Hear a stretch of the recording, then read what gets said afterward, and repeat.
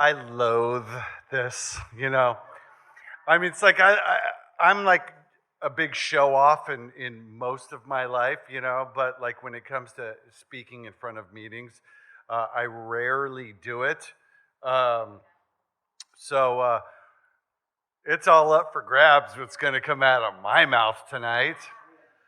I might have a little controversy. I might woo people. I mean, because I was just joking with my girlfriend on the way over here. It's like, this is like, one of those out of town, premieres for the big meeting, the big PG meeting on Wednesday nights. That's my stepping stone. That's where I'll know I've arrived. Um, Welcome to the newcomers that didn't identify. Um, Welcome to the chip takers. Congratulations. Happy birthday, Trisha and Guillermo, for your chips. Amazing. Um, and I'd like to have a moment of silence for the alcoholic who has to suffer through this talk. So we'll just get that out of the way. Um, my sobriety date is May 21st, 1983. So in May, I celebrated 40 years of sobriety. I'm, oh, I, thank you, thank you. I love it in AA, we get applause for breathing in and out. I was 16, I was a 16-year-old punk rock kid from Reseda. So already the deck was stacked against me early on. Um, and I just loved alcohol from even before I ever drank it. You know, growing up, I was the youngest of three boys to a single mother, and it pretty much started this whole journey of my life. 6 years old, we were sent to foster homes. So already the person who was supposed to love me and care for me threw me away. So, and even though we were put there because my mother was very ill with this disease and other things, to me, it was just I was thrown away. I wasn't loved enough. If you'd only loved me enough, I would be there. You wouldn't send me away. And as a kid, I was just a weird kid. Um, Loved playing by myself. I was a bedwetter until I was like 8 or 9, which sure made me feel like a champ. And sleepovers were always dodgy. You never knew. It's like, okay, how much milk am I going to have before bedtime? It was a whole timing thing. Um, and early on, lies and stealing and everything that I could do to get out of who I was and where I was and what because I just early on, I just felt so different. I just felt like everyone else had the game plan for life and I was missing something. Um, I was, I look back at it now as a parent. I had major ADD, which was definitely untreated back in those days. So what they did, rather than sit down and go, okay, this is what's gone, and here's a pill to deal with that, they just threw us away in this little gladiator academy in the EH room. So it's like I spent most of my schooling in the bungalows on the outside of the school campuses. Where we had our own playground because they didn't want us uh, mingling with the rest of the school. They didn't want to inflict our horrible personalities and our hyperactivity and all of that stuff on the rest of the school. So they just put you in the short bus, what we would call the short bus. That's where we were. So, I mean, automatically I just felt like a loser. I just felt different. Um, my mother had this boyfriend who later became my stepdad, who was just really mean and abusive. And mom's was always checked out. And so it was, I checked out too, in imagination and stealing and doing whatever I could. And luckily, I had the older brother. I think we all needed the older brothers to introduce us to the fine world of chemicals. So the first time I ever smoked pot was with my brothers. I was in third grade, and my brothers were 6 and 7 years older than me, so we would go out in the hills of Simi Valley where we lived for a short period of time, and I smoked pot for the first time. And, I don't really remember it, but I remember the first time I got drunk, which I was about 10 or 11 years old, and it was on wine coolers at my stepsister's wedding. And that thing happened to me that I forget how it's worded in the big book, that made me feel complete. That spring that was wound so tight, and that and that just angst I feel just melted away. And all of a sudden I felt calm. I felt normal. I was having intelligent conversations with, my parents' friends, and I was dealing with them on intellectual and spiritual and philosophical topics of, HR Puffin stuff versus Scooby Doo, real or imaginative, until my mother just said, "Get him out of here." My brothers just dragged me out, and I just knew this is what I was going to do as often as I can for as long as I can. And that's what I did. I did what we do is I didn't really want to hang with the guys who got good grades, who were popular, who had, normal lives. I'd go hang out with my friend Ricky Bastonero, whose father was never home, and he liked to drink and get into as much malicious mischief as I did. So we would just ride our bikes, and we would steal booze, and we were small, so we could. Back then they had these drive-through um, dairies, and they would have the coolers outside just covered with the gates, and we were small, so we could get in there and reach in and grab as many Lowenbrows as we could, and throw those in our backpack and ride off on our bikes and just get drunk and just be goofy. And then there was always the guys at school. My girlfriend and I were driving around, and we were killing time. She drove me to work today, and I was like, yeah, that's the thing where we used to, in 8th grade, we used to go do this and get high and blah blah blah. So it was all of that kind of stuff until I found the wonderful world of punk rock. you know. And that was in the early 80s, and that was like before it was, cool to have spiky hair and leather jackets. And I mean, I was definitely an outcast because it was great because I made myself look as ugly as humanly possible to keep you away. I wanted to match my insides with my outsides. And I had just resolved myself that this was who I was. And it's funny because I was sitting down before the talk and I was like, if you would have told me I would have the life that I have now, back right before I got sober, or right when I got sober, that I would have the life that I have now, I would have said, you've mistaken me with somebody else. Because, it's kind of like that, Visa commercial, where the guy's driving around on the motorcycle and he's like, this is weird.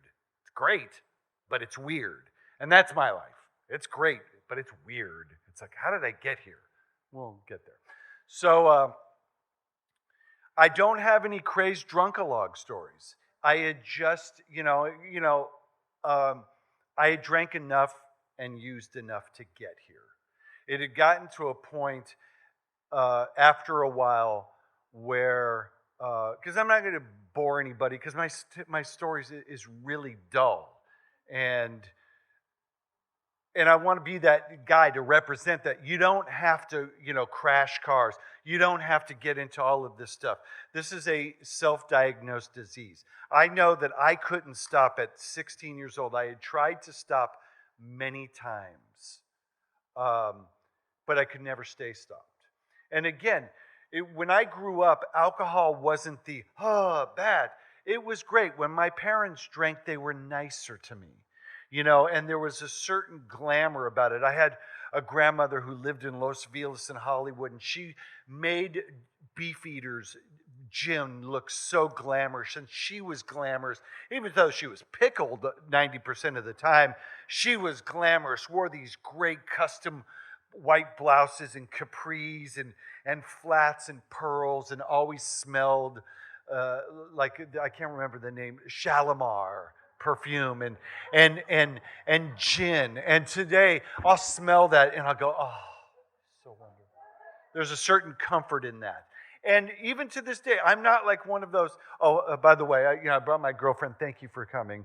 And if I go earmuffs, just go like this, because there's things I don't want you to hear. Because it's a new relationship. I don't want to soil it so soon. So I'm not afraid of alcohol like a lot of people are. I mean, it's sort of like earmuffs. Um, sort of like strippers. I know they're fun, but I got to stay away because they just don't work for me. You didn't do the earmuffs. Thanks. So, anyways, I loved the idea of being a drunk as a kid. Like I said, I was a weird kid. Most kids would drink apple juice out of a sippy cup, or like back then it was like the jelly jars with the cartoon characters on it.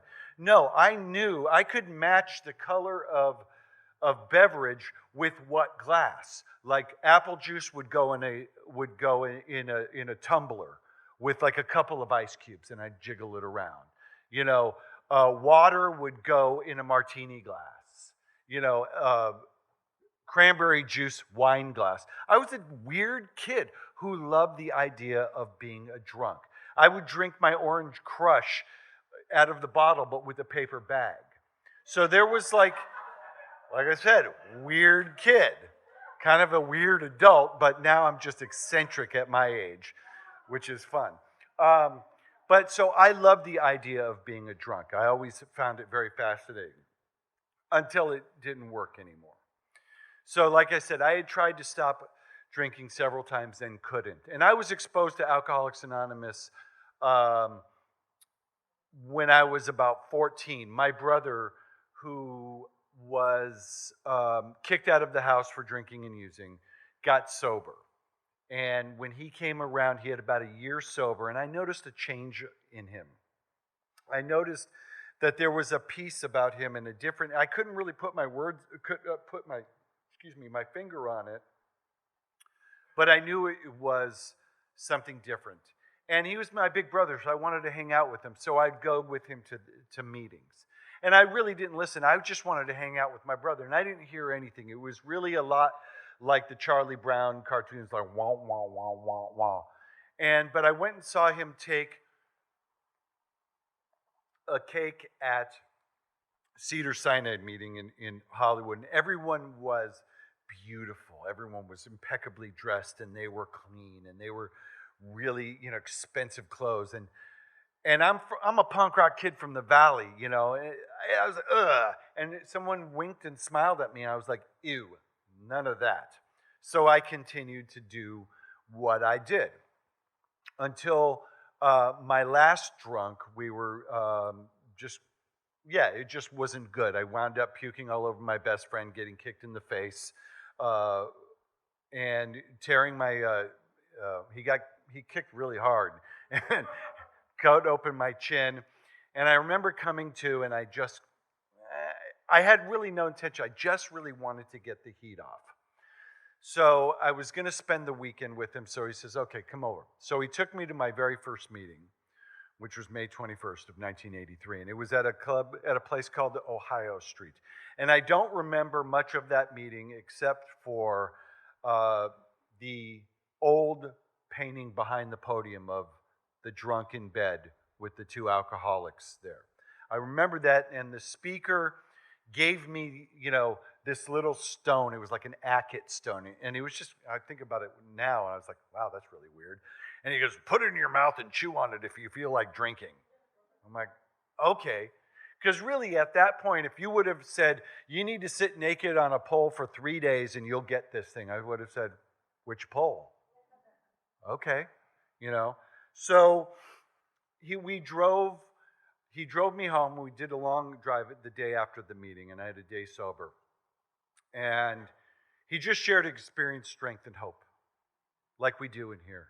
He just told me how he felt. So I went. My stepfather had this friend, and who was my first sponsor. His name was Earl Morgan. It's funny. My first sponsor and my present sponsor are both named Earl. And he met me at this place called the Allen-S Club. Now, the Allen-S Club was the last house on the block for alcoholics. If you got kicked out of the mental asylum, you went to the Nest. You got out of the penitentiary, you went to the Nest. You crawled out of the bushes outside in the parking lot, you went to the Nest. And I don't know if I could have gotten sober anywhere else. The best way to describe the Nest is sort of like a casting call for the movie The Hills Have Eyes. And it was like Merle Haggard would write songs about the Nest. And it was great. It was a bunch of like bikers and rednecks and ex-cons and the odd punk rock kid and all of these beautiful characters. Absolutely beautiful. And everyone had nicknames. It was like Crazy Horse, Magilla, Tree Trimmer John, all of these guys. It was like they were great. And I heard all of these amazing stories, and I got scared. I was like, I don't have any of these stories. You know, I didn't even have about marriages and relationships, and I was a virgin. I never really had a girlfriend. You know, they're talking about crashing cars. I didn't have a driver's license. I never drove a car. All of these stories, and I was like, I just don't want to drink anymore. And I got frightened because I was afraid that if I told you who I was and I told you my story and why I was there, they were going to say, you need to go get a story, go out and drink, come back when you did. So I manufactured one, and boy, was it a doozy. And it was a story that it was really good. And I was like, because, I'm a really good liar, because I think it through. So, I would tell these stories. Like I had at the time, prior to old and prosperity, I had these scars on my torso that were from chicken pox. But I would say that they were from a drug deal gone bad with ice pick wounds. And I would tell all these stories, and I guess they were good enough that they would throw me in front of all these schools around Southern California, and I'd tell my story, or tell a story. Let's just get real. I'd just tell a story, and again, I worked step none when I got here, because really my first 5 years was my sobriety was based on the novelty of being sober. Hey, I'm a young guy sober. Hey, and back they had the AA dances with a bunch of people with a white guy overbite, dancing to the latest hits. And it was the 80s, so boy meets girl on AA campus. Who needs the steps when I've got her? So they came in, I'm living through all of this stuff and having fun, going to AA dances, but I went to a lot of meetings. I was going to high school, so I would ditch school and I would go over to the Nest and hang out for meetings. But the thing about, if there's any, I'm going to talk about God a lot. So if there's anybody here that has a problem with God, that's fine, cool. Just stay. Don't drink or use. You don't have to believe in God right now. Believe that we believe. Or believe that something bigger than yourself, can help you stay sober. For me, it was God. So if I mention God a lot, I know some people get freaked out or it rubs them the wrong way, but I always like to say that, it's like, it's okay if you don't, if you're not, if it doesn't roll with you. So thankfully, I had picked up some good habits along the way. I went to a lot of meetings. I was of service. I picked up a lot of, I washed cups, washed ashtrays. That was when you could smoke in meetings, and they had like real cups. I did all of that stuff. I'd go out on 12-step calls. I would go out and speak at meetings. So, like I said, I was able to um, get by on fellowship alone until it stopped working. You know, you stay sober around here and you actually acquire a bit of a life because you're sober and you start, be parroting all of the things that you hear around here. And parroting and doing it are two different things. I talked a great game, but I was as full of shit as the day is long until it just stopped. About 5 years sober. That's like I love it. 5 years, love that because for me, 5 years was make it or break it. That was like, okay, what am I going to do now? So I had to get up in front of my home group and I had to get honest. I'd go, all the stories that I told from here, all a lie. This is me. And then I started to get the life very in small increments. There's certain periods of my life that I call the dark years of sobriety because it really I didn't get what the promises did not come true for me because I didn't do the work thoroughly. I met a woman in the rooms. She hated me. I hated me. So we had a baby. Seemed logical enough. I'm a 19-year-old kid, but I'm dragging my kids to meetings. And that child is now 37 and has 10 years sober. And I'll get to her talk. Oh, cool. We're getting time. So I'll just flash forward to when I hit 20 years of sobriety. Because for me, that's when my life changed. And please, you don't have to wait until you have 20 years to really do this. Because I remember, and I felt really bad until I heard a great speaker, Clint H., who talked about he didn't work the steps until he had 23 years sober, until he hit a bottom. Because we get a life, we get busy with all this, and all the outside stuff is keeping us occupied. But I felt that I was like this weird hollow shell that I was starting to implode inside of me. And I just felt more of a fraud in Alcoholics Anonymous than I ever did. And I knew at that point, if I didn't do anything, like right away, I was going to drink. And for me to drink is to not come back. I don't know if I have another recovery in me. I'd rather not test that theory. So at 20 years, my sponsor is Earl Hightower. So at 20 years of sobriety, I said, Earl, forget I have the time that I have now. I need you to take me through this thing like I'm a brand new guy. Like I don't know anything. And he was great. So he's like, and it was all right, read the doctor's opinion, first half of Bill's story, highlight what you understand, underline what you don't understand, click. Okay, So I did that. Called him up, read it to him. Great, keep moving. If you stop, you're a dead man. Okay, I believed him. So I did it. And that thing that happened, what we talk about, that spiritual experience, I had a new kind of cathedral experience in Alcoholics Anonymous. That's a living one. See, my first cathedral experience that we talk about in the rooms is, so my first higher power was my leather jacket. It was this punk rock leather jacket held together with safety pins, wire, paint, and studs, and all of that, and it was my image. I mean, I wore it on 110-degree weather, no t-shirt on, because that was my image. I mean, I was, like I said, weird, dorky kid. So I would go, okay, leather jacket, keep me sober. It did until, I pointed out the park this morning. A girl who looked like Madonna in 10th grade broke my heart. And so I was crying and, I don't know what I'm going to do. And it's like, okay, God, if you're out there, help me. And all of a sudden I got a peace.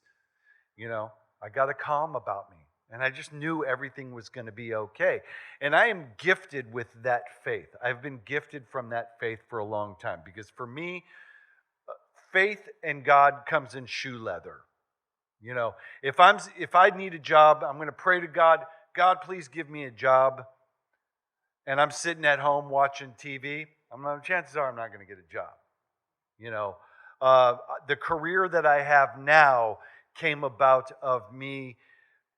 I was inventorying auto parts for $100 because I had, child support to pay, and I was willing to do whatever it took. And I said, "Okay, God, put me where you want me to be. I'm taking care of business. I'm doing what I'm supposed to be doing." The following day, I got a call that um, started my career that I've been doing for 23 years. Um, so coming to, I lost where I was. So I went through these steps, and um, and how it looked to me, how the steps looked to me, because I always like to talk about that a little bit. And you might see things differently. That's cool. But how the steps looked to me is I knew in step one that I was powerless over alcohol. But I didn't understand what my life, for a long time, I didn't understand what the unmanageability of my life looked like. I knew the unmanageability of my life when I was a teenager very clear. But there were certain areas in my life, like I'm 10 years sober and I'm still living on my dad's couch. That's pretty unmanageable, you know. And coming to I knew that a power greater than myself could restore me to sanity. That part, I could wrap my head around because I was already in it. But the insanity part, I didn't really understand until I had heard a great talk of someone talking about the insanity part of he listed all these crazy things he did while he was drinking, and a sponsor pointed out that the craziest part about that was he took a drink before each one of those crazy things. I'm like, oh. So I was able to, being that going through this, I was a long way from a drink, so I was able to apply how my alcoholism, how I demonstrate my alcoholism and sobriety. Because that's it. You take the booze out of it, I'm still demonstrate the ism. I still demonstrate the spiritual malady that has plagued me most of my life. So I understood in certain aspects in my life, there was insanity. There was that obsession of what I wanted, and forget anybody else, their feelings. If I want what I want, I'm going after it, So, and with step 3, I understood that I knew I already had my life turned over, and I had always seen it. And there was a great talk on the big book, the Joe and Charlie, the big book comes alive, and that it was my understanding that with step 3, I made the decision to turn my will and my life over to the power of God as I understood Him. Now, to me, that reads, okay, I've made a decision to go on vacation. I haven't done it yet, but I'm agreeing. I'm going to do this. I'm going to believe that I can turn my life over to God. But for me, it isn't until I got into 4, 5, 6, and 7 that the real meat of it came in. And when I wrote my inventory comes in the first 3 columns out of the big book, and then the other columns of the character and this is new because to me the program is still evolving. I'm hearing new ways of doing an inventory, and I'm like, cool, let's check that one out, because I'm a different person than I was 10 years ago, the last time I did an inventory, the last time I did a 10-step. So I just took one of the guys I sponsor through a 10-step, and it was the first 3 columns out of the book, and then the other 2 columns were what are the character defects that came about that, and then my part in it, and was able to see it pretty clear. And with 6 and 7, just understanding those and working on those and being aware of them. 8 and 9, I think, are very important. That's where you really need your sponsor, because I know for me it was, when I rattled off my list to my sponsor and go, he would point to that person and go, your amends is to leave her alone. And the amends process looks a little like this. You got a minute? Here's the money I owe you. Do I owe you any more? I'm sorry I stole your money. Is there anything I left out of this? Great, thank you, back in the house. Because most alcoholics are going to go, this is the reason why I stole your money, and because my childhood was so, they don't care. They just want their money and want you to go away. So that's what we do, you know. Step 10, I still do 10 steps. You know, when a resentment gets too big, sometimes I do them, light ones at night. Like, who did I piss off today? Who do I owe amends to?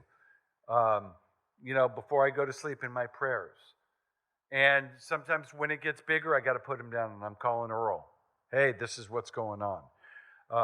With 11, I continue to, sought through prayer and meditation to improve our conscious contact with God. I'm still seeking new ways of meditating. Sometimes it's the formal sitting on the cushion. I would see these guys that were really good at meditating, or so they would say, and I would ask them to teach me. And for one reason or another, they weren't able to. But there was a guy who used to come to an afternoon meeting that I would see all the time. And he was one of those guys that would walk into a room and automatically you would just go, there was just that relaxation about him. Before I forget, thank you, Randy, for asking me to talk. And thank this group for having me. I forgot to say that automatically. And thank you, Michael, immediately. So I asked him to teach me how to meditate, and he was able to start me on this journey of meditation. And I try, I'm not successful doing the proper sitting. I don't do it as consistently as I should, but I do it. And the prayer, it's daily. I have a very good conscious relationship with my higher power. I've been taught very well. And, continue to, step 12, we continue to do this. Carry the message wherever possible. Or I'm having a brain fart. What does the 12 say? Thank you. Oh. Yes, I've had that spiritual awakening as a result of these principles, practice these principles. Yes. Yes. So for the last few minutes, say what my life is like now. So I work in, for the last year or so, over 50, a lot of years sober, got hit with gnarly depression and anxiety. Got bigger than me. And luckily, I wasn't alone. There was a lot of other guys that were going through it as well. And we circled the wagons. And I know that I, immediately went the reflex, easier, softer way. Calling the doctor, hey, can you give me some, antidepressants? Can you do this? And I hated them.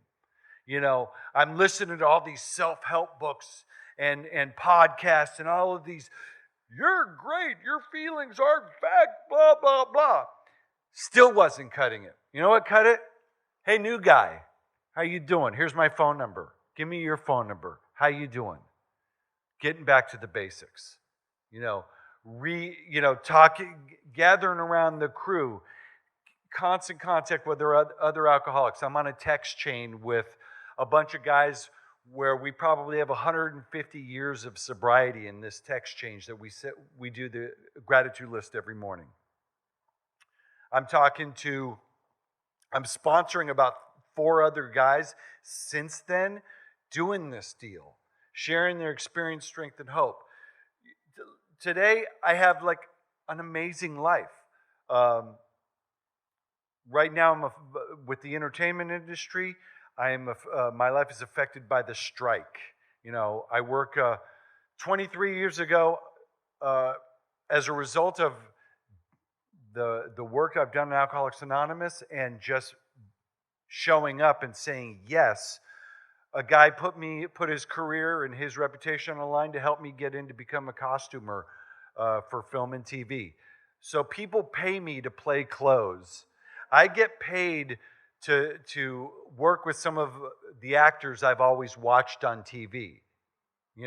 Prior to that, I worked at a vintage guitar shop for a number of years, where I got to hang out and befriend some of the biggest names, biggest guitar players in the world, and become friends with them.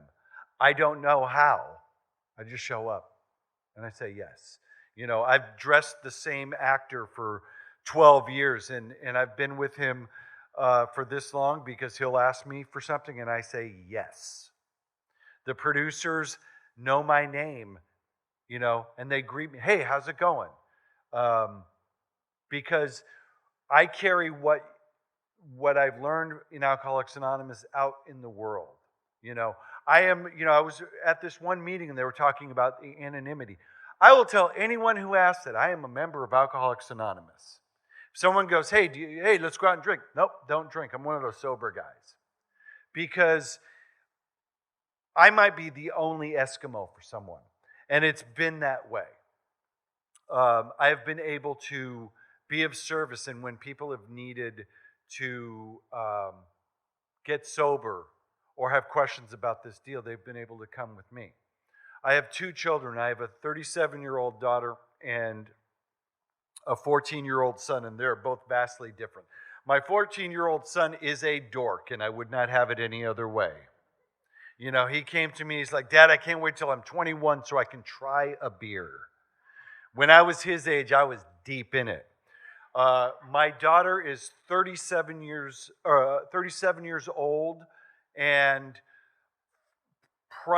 she's 10 years sober. Prior to that, I mourned her death before it happened. She was in and out of jails and ran with some very scary people. And she is a sober gangster now. She is tattooed, badass, but she's got all her girls that she sponsors. The day following the death of one of her twins, she spoke in a meeting of Alcoholics Anonymous because she had a commitment. That is her commitment to recovery.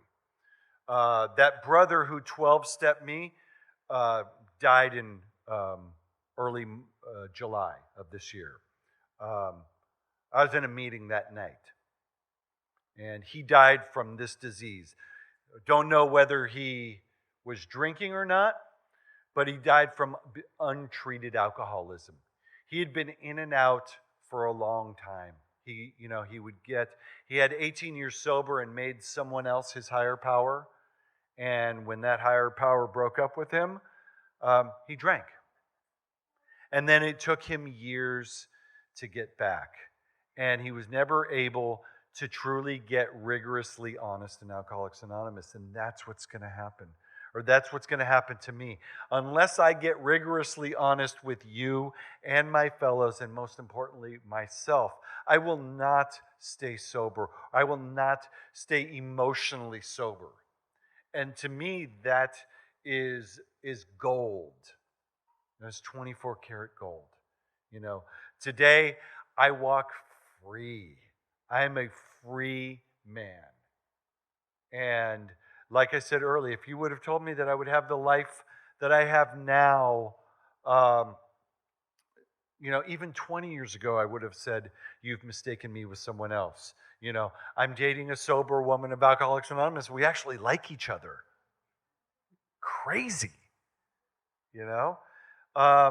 And I have lifelong friends. I've known Randy for his whole sobriety, And, I look around this room and I recognize the love here. And it was great. I got from our leader, got a nice hug from him. Michael, a warm greeting. And I love that. There's the language of the heart here.